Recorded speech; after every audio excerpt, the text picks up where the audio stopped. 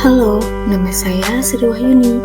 Saya ingin berbagi pengalaman dan kesan selama mengikuti bimbingan teknis guru pembimbing khusus Angkatan 5 tahun 2022. Yuk disimak. Teman-teman, di lingkungan terdapat berbagai macam keberagaman anak. Terdapat anak tipikal maupun anak berkebutuhan khusus.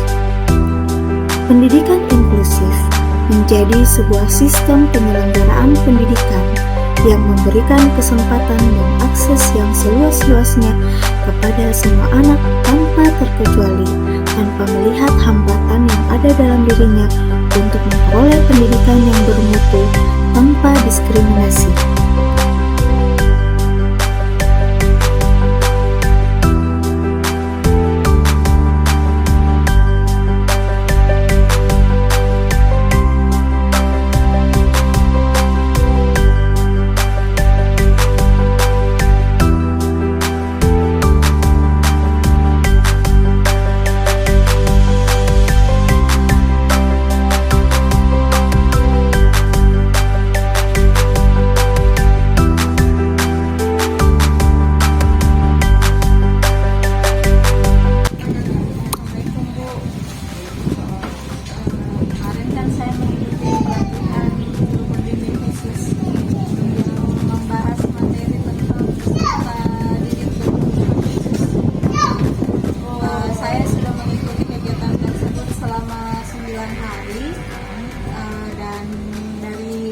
Dari kegiatan tersebut kami diminta untuk melakukan diseminasi ke sekolah. Disampaikan tapi bisa di luar jam. Nah ini juga saya mau konsultasikan ke kita minta bagaimana kapan dan kapan baiknya waktu pelaksanaannya, karena kami dikasih waktu 2 minggu untuk diseminasi sampai laporan. Kalau bisa diseminasi ini dilakukan di luar jam pelajaran, nanti dilihat waktunya teman-teman, jadi tidak mengganggu jam pelajaran siswa. Apalagi kita mau ujian akhir semester, jadi diusahakan setelah proses ujiannya baru bisa dilakukan diseminasi.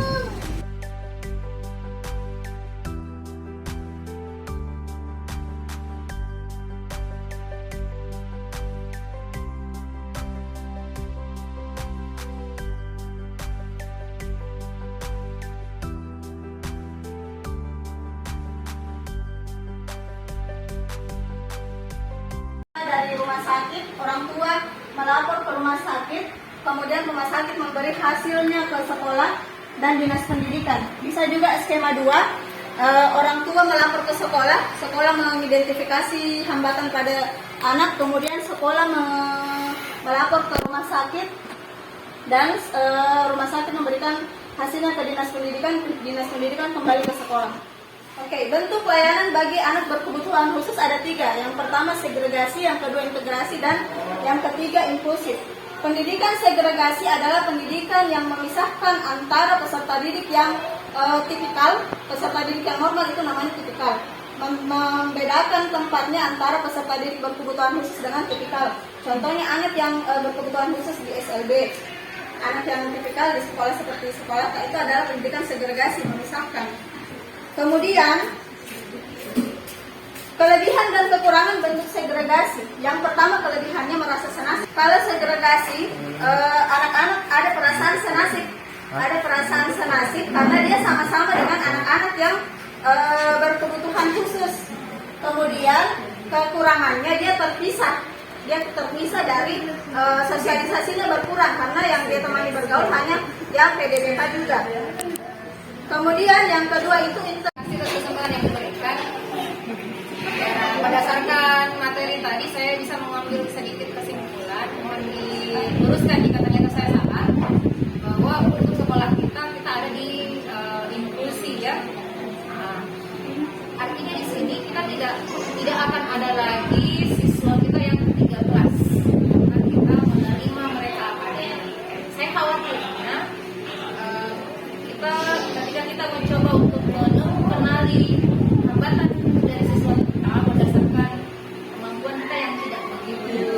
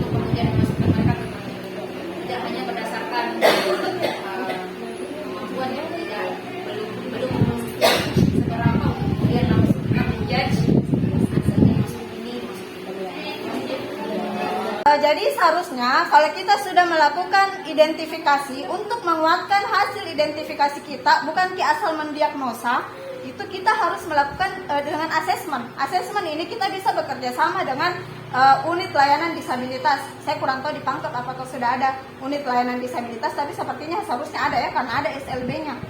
Kita bisa bekerja sama dengan ULD untuk memberikan asesmen, atau dengan rumah sakit. Ya, di rumah sakit itu kan ada tes IQ. Nah, untuk mendapatkan apakah memang benar-benar dia slow learner atau hanya malas saja, kita bisa memberikan tes asesmen kepada peserta tersebut dari rumah sakit. Jadi bisa orang rumah sakit yang turun langsung ke sekolah memberikan beberapa soal misalnya. Nah, kalau memang hasilnya seperti itu ya kita bisa kategorikan. Tapi kalau tidak, jadi di sini kita tidak bermain seperti cenayang yang hanya mengidentifikasi saja secara kasat mata ya, tetapi kita memang harus berdasarkan hasil kedokteran sebenarnya. Jadi itulah tadi kita tidak bisa berjalan sendiri.